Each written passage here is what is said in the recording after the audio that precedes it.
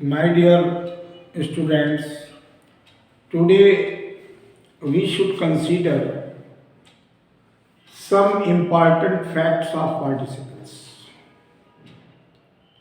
Actually हम लोग गलतियां कर देते हैं पार्टिसिपल को पहचानने में भी और प्रयोग में भी।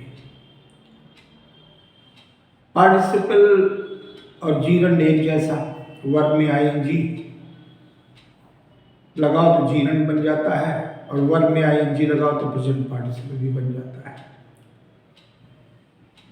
बीइंग का प्रयोग होता है, उसमें भी आईएनजी बी में लगा होता है।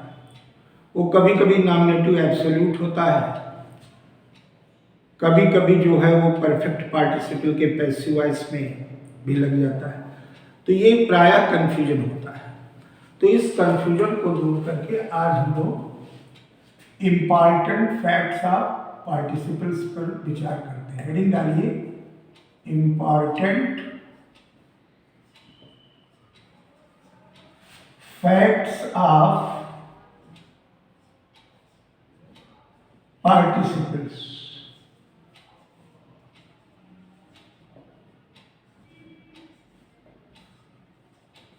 जो इम्पॉर्टेंट फैक्ट्स हैं पार्टिसिपल के संदर्भ में उस पर चर्चा करते हैं। तो आप लोग बहुत सावधानी से जो मैं बताऊंगा उसको नोट करेंगे। एक रूल लिखें, जब दो एक्शंस, जब दो कार्य, कल भी बताया था कि जब दो कार्य साथ साथ हो, तो जब दो कार्यों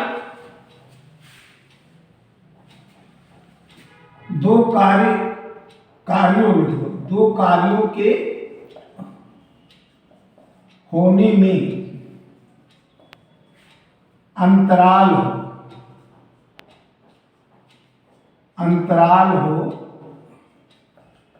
गैप ऑफ टाइम, जब दो कार्यों के होने में अंतराल हो, तो जो और अंतराल हो लेकिन उतना ना हो कि बहुत ज्यादा हो, कम हो। तो आपको कल बताया था जब दो कार्यों के होने में अंतराल हो तो वहां क्या होता है, परफेक्ट पार्टिसिपल। वहां क्या होता है, परफेक्ट पार्टिसिपल। अब देखिए उसी से चल रहे हैं, रिकैप करते हैं, तो वहां परफेक्ट पार्टिसिपल होता। ये कल भी पढ़ा था आप लोगों ने। अभी आप सोच रहे हो क्यों पढ़ाया, इसलिए बता रहे हैं कि रिकैप करते हुए पिछला, जब आप लोगों को इसके बारे में पता चलेगा तो आपको ये बात स्पष्ट हो जाएगी। अब जैसे हमने कहा हैविंग टेकन फूड, कल वाला ही उदाहरण दे रहे हैं, ही स्लेप्ट। अब देखिए खाना खा चुकने के बाद वह सो गया। प्रस्तुत उदाहरण में एक क्रिया खाना खाने की संपन्न हुई और फिर सोना हुआ, तो गैप है बीच में, तुरंत तो सो नहीं जाएंगे। तो इसको आप जान गए हैं सब लोग कल ही कि परफेक्ट पार्टिसिपल कहते हैं। लेकिन जब यही परफेक्ट पार्टिसिपल, इस पर ध्यान दें, जब परफेक्ट पार्टिसिपल नाउन या प्रोनाउन को क्वालिफाई करें, जब परफेक्ट पार्टिसिपल नाउन या प्रोनाउन, नाउन या प्रोनाउन को क्वालिफाई करें, नाउन या प्रोनाउन को, ये नोट कर लीजिए, क्वालिफाई करे तो दो तरीके से क्वालिफाई करता है तो प्रेडिकेटिवली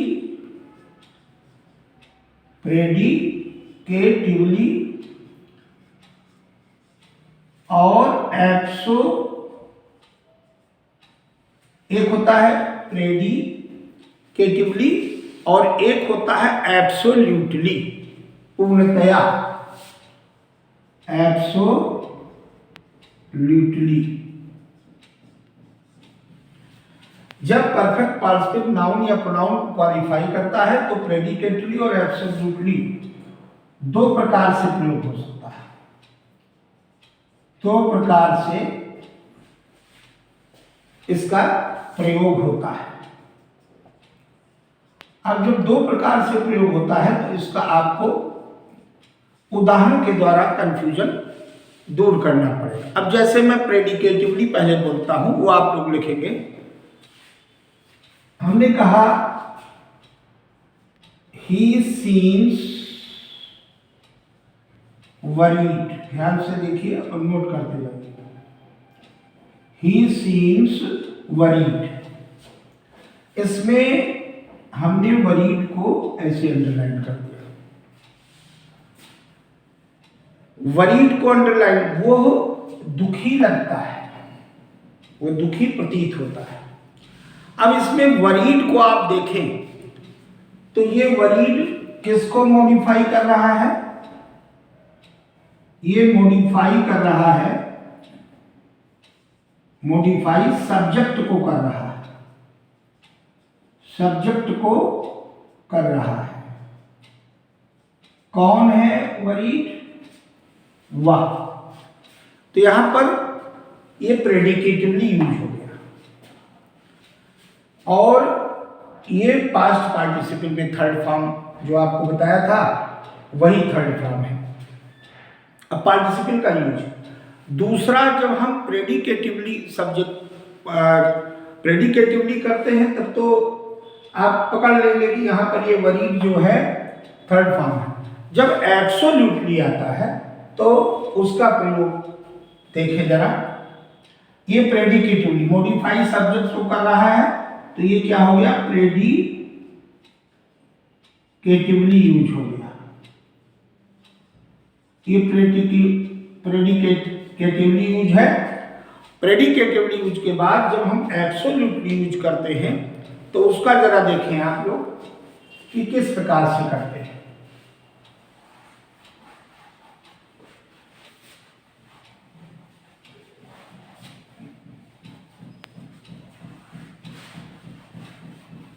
अब आप लोग एब्सोल्यूटली यूज देखेंगे। जैसे मान लीजिए हमने कहा एब्सोल्यूटली यूज, ये कैसे होगा? सेंटेंस लिखिए, द वेदर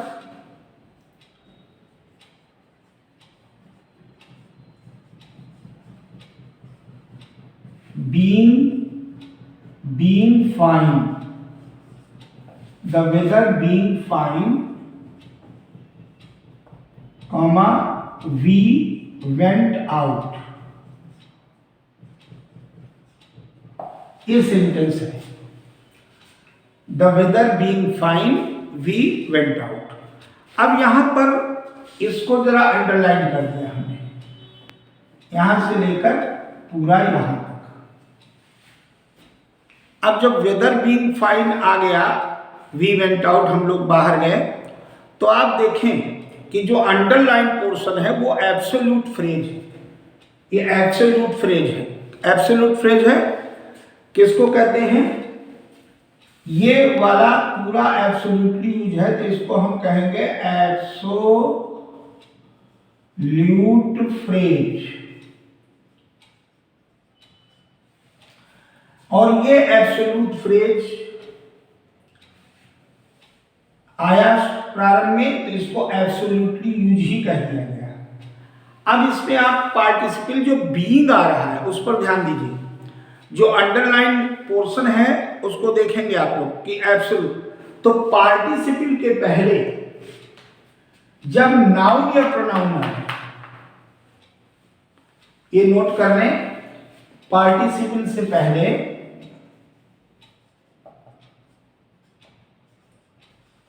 पार्टिसिपल से पूर्व चाहे नाउन आए या प्रोनाउन आए तो उसी को हम लोग कहते हैं एब्सोल्यूट। नाउन या प्रोनाउन हो और उसको क्वालिफाई, पार्टिसिपल से पहले नाउन प्रोनाउन को क्वालिफाई करें, ऐसे कर लो, को क्वालिफाई करे। नाउन पार्टिसिपल से पहले नाउन या अब क्या था, सुंदर या अच्छा मौसम। वेदर शब्द जो है वो नाउन है कि नहीं, तो नाउन को यहां पर क्वालिफाई भी कर रहा है प्रस्तुत उदाहरण में। नाउन या प्रोनाउन को क्वालिफाई करता है तो उसे ही हम लोग एब्सोल्यूट फ्रेज कहते हैं, ध्यान दीजिए। और ये इसका नाम जब नाउन या प्रोनाउन को क्वालिफाई करता है तो ग्रामर इसका एक नाम रखता है कि नॉमिनेटिव एब्सोल्यूट, इसी फ्रेज को, ये नॉमिनेटिव एब्सोल्यूट हो गया। अब दूसरे तरीके से समझें, जब पार्टिसिपल से पहले बीइंग से पहले प्रोनाउन नाउन प्रोनाउन को क्वालिफाई करे तो नॉमिनेटिव एब्सोल्यूट है, इसी को एब्सोल्यूट फ्रेज कहते हैं। दूसरी चीज, नॉमिनेटिव माने कर्ता, एब्सोल्यूट माने पूर्ण, पूर्ण कर्ता अर्थात स्वतंत्र कर्ता, कर्ता का क्रिया पर कोई प्रभाव न पड़ रहा। कहाँ पड़ा प्रभाव पड़ा, यहाँ कह रहा मौसम के हाल बता रहे हैं कि मौसम कैसा था, मौसम कैसा था, सुंदर था। तो मौसम यहाँ पर कोई एक्शन थोड़ी कर रहा, जब एक्शन नहीं करेगा तो उसको नॉमिनेटिव एब्सोल्यूट कह देंगे। और वही परफेक्ट पार्टिसिपल का प्रयोग इसमें भी होता है। अब इसमें चीज नोट में डाल लो, जब नॉमिनेटिव एब्सोल्यूट आप समझ गए, इसको हम कहते हैं स्वतंत्र कर्ता। स्वतंत्र कर्ता मतलब कर्ता का क्रिया से कोई प्रभाव नहीं, इसमें कुछ कर्ता कुछ कर रहा है, ये तो अलग है, ये पार्ट तो जो कंबाइन किया गया है, इसका मतलब नहीं है ये कर्ता ले लें। पार्टिसिपल से पहले जो प्रयोग आया, क्योंकि पार्टिसिपल प्रकरण चल रहा है, तो जब नॉमिनेटिव एब्सोल्यूट हो तो नॉमिनेटिव एब्सोल्यूट में इसी बात को हम जब अगर अलग करके लिखे, इसको दोनों वाक्य अलग अलग कर दें तो ये बनेगा द वेदर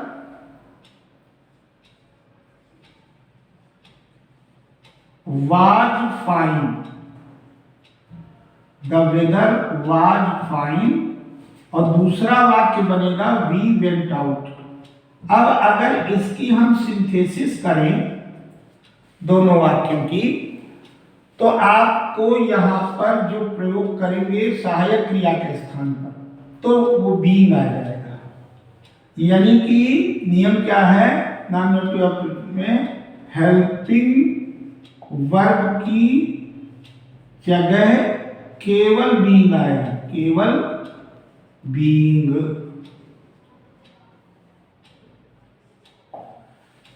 हेल्पिंग वर्ब की जगह केवल बीइंग आएगा। क्यों? क्योंकि वेदर कुछ कर नहीं रहा, वेदर के बारे में खाली बताया जा रहा है। इसी को नॉमिनेटिव एब्सोल्यूट करते हैं। क्यों? इस वाक्य के वाक्य खंड में कर्ता द्वारा कोई क्रिया नहीं संपादित की जा रही। तो द वेदर वाज फाइन में जब जोड़ोगे तो द वेदर वाज की जगह बीइंग हो जाएगा बस। और फाइन यहां पर कॉमा लगा जोड़ा है तो ये डब्ल्यू स्मॉल लेटर में हो जाएगा बस, और ये नॉमिनेटिव एब्सोल्यूट में प्रयोग हो जाएगा। तो यहां पर अगर आइडेंटिफाई करना है तो आप कहेंगे कि है तो पार्टिसिपल लेकिन एब्सोल्यूटली यूज हुआ है, प्रेडिकेटिवली नहीं हुआ है। एब्सोल्यूटली यूज हुआ है, नॉमिनेटिव एब्सोल्यूट है, दोनों नाम कर सकते हैं। लेकिन अगर मान लीजिए सहायक क्रिया नहीं है, द सन सेट तो वाक्य है, और दूसरा वाक्य हमने कहा we reached our home, we reached our home. तो ये दो वाक्य अलग अलग हैं, इनको जब कंबाइन करेंगे, सिंथेसिस करेंगे, तो कनेक्ट करने के लिए अब यहां पर कोई सहायक क्रिया नहीं है, तो क्या मान लेंगे, ये दास सन ऐसे रहेगा, यहां हैविंग आ जाएगा, हैविंग, और ये सेट थर्ड फॉर्म है, ये सेट सेट सेट करके और वी करके और पूरा वही उतार देंगे। अब आपको ये देखिए परफेक्ट पार्टिसिपल की तरह आया कि नहीं आया, ये भी परफेक्ट पार्टिसिपल की तरह था, बीइंग आता है, और ये हैविंग सेट जो आया, यह आप देख रहे हैं कि perfect participle having taken food, अभी भी बताया था, उसमें भी आया था, लेकिन अंतर क्या है, उसमें कर्ता द्वारा क्रिया की जा रही थी, इसमें कर्ता द्वारा क्रिया नहीं। सूर्य का अस्त होना, उदय होना, तो उसको स्वभाव है, क्रिया नहीं होती, क्यों कुछ प्रयास करता है उसके लिए, क्रिया में तो एफर्ट होता है, तो इसलिए सहायक क्रिया यहां पर नहीं है, इसलिए हैविंग आप ऐड करेंगे।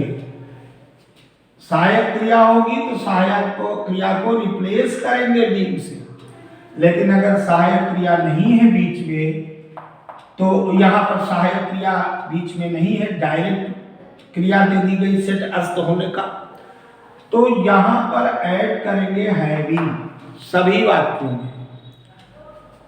तब क्योंकि सूर्य नॉमिनेटिव एब्सोल्यूट है, तो the sun having set we reached, इसी को कहते हैं एब्सोल्यूटली यूज, ये समझ लीजिए, इट्स वेरी इंपॉर्टेंट, नोट कर लीजिए। अब अगर पहचानने के लिए आता है तो आप लोग ये दिमाग में रखिएगा कि एब्सोल्यूटली यूज जब आता है तो उसी को नॉमिनेटिव एब्सोल्यूट कहते हैं, ये कंफ्यूजन नहीं रहना चाहिए। और कोई भी चीज ध्यान में रखें कि जैसे मान लीजिए कुछ चीजें हम और बता रहे हैं, यदि वर्ब प्लस, अब देखिए क्योंकि आइडेंटिफाई करने का आता है, यदि वर्ब हो और प्लस आईएनजी, तो इसको हम लोग जीरेंड भी कहते हैं, अच्छी बात है, पहले प्रकरण में बता चुके हैं, वीडियो डाल चुके हैं। लेकिन वर्ब में आईएनजी हो तो हम उसको पार्टिसिपल भी कहते हैं। अब कैसे अंतर जानेंगे, प्रश्न ये उठता है कि हाउ टू डिस्टिंग्विश, कैसे आप अंतर करोगे। तो यदि इसका अंतर यह है कि वर्ब, मान लीजिए वर्ब आया और आईएनजी आया, तो वर्ब प्लस आईएनजी का प्रयोग नाउन की तरह हो, वर्ब प्लस वर्ब में आईएनजी जोड़ा जाए और नाउन की तरह हो,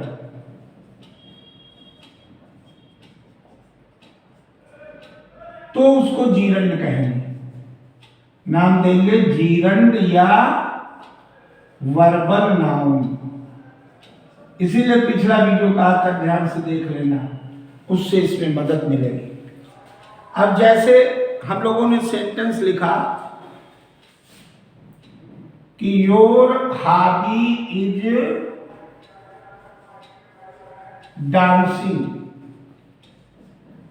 अब इसमें ध्यान से देखिए, अंडरलाइन कर दिया, डांस में आईएनजी जुड़ा कि नहीं जुड़ा, तो ये तुम्हारी रुचि जो है नृत्य में, नृत्य कला, तो नृत्य कला की बात आई तो ये नाउन हो गया। यहां पर ये किस रूप में आया, नाउन के रूप में, तो ये जीरंड हो गया,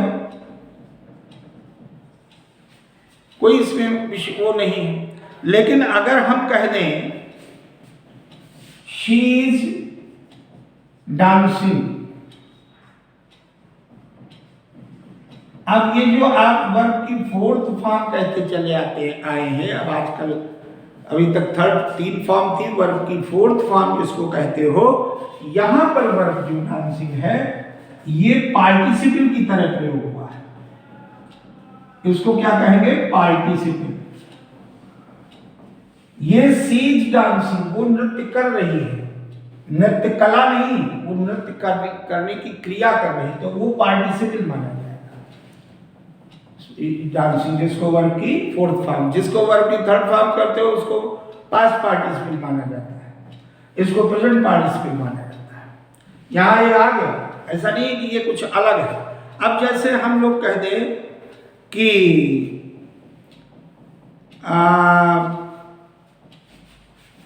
इसी में लिखते हैं, नीचे देख लो,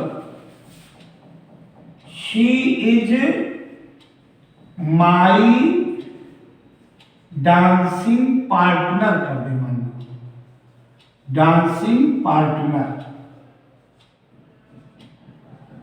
अब पार्टनर नाउन हो गया, ये इसको क्वालिफाई कर रहा है, वो मेरा पार्टनर है, वो मेरी नृत्य कला में पार्टनर है। अब यहां पर ये हो गया नाउन, और नाउन को डांसिंग क्वालिफाई कर रहा है, तो ये एडजेक्टिव।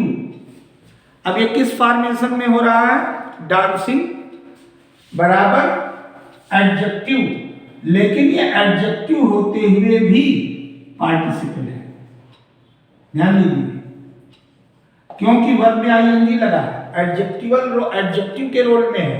कैसी पार्टनर है? डांसिंग पार्टनर, लेकिन ये है तो आईएनजी, इसलिए पार्टनर, ये जीवन नहीं माना जाएगा।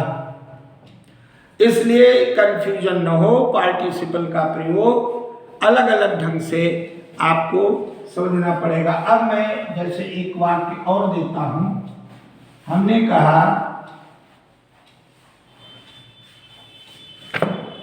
लास्ट देखिए सेंटेंस, जैसे हमने कहा टीचिंग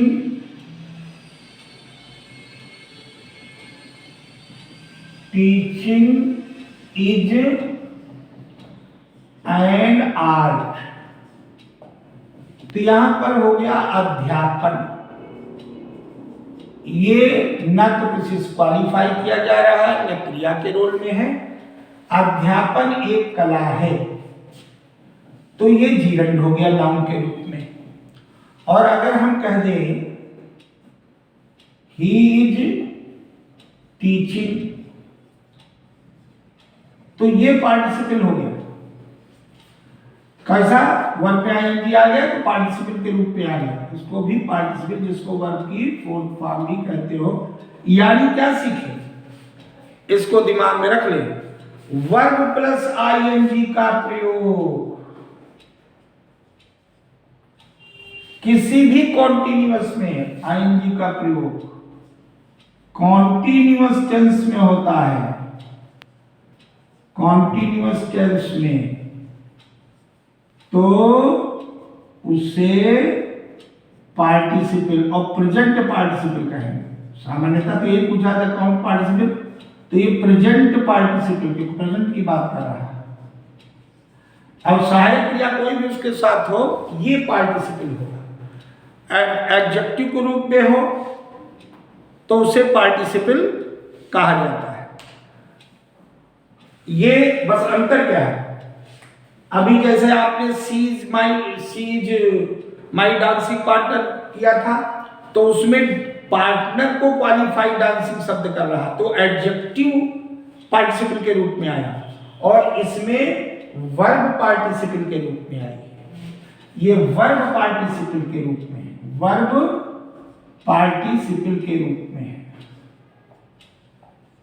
बहुत इस चीज को ढंग से, बहुत गंभीर विषय है, बहुत सावधानी से इसका वीडियो देखिएगा और ज़्यादा से ज़्यादा लाइक करिए, इसको आप सब्सक्राइब करें और शेयर करें और ध्यान से अभ्यास करें, बहुत लाभ होगा, कन्फ्यूजन दूर हो जाएगा। धन्यवाद।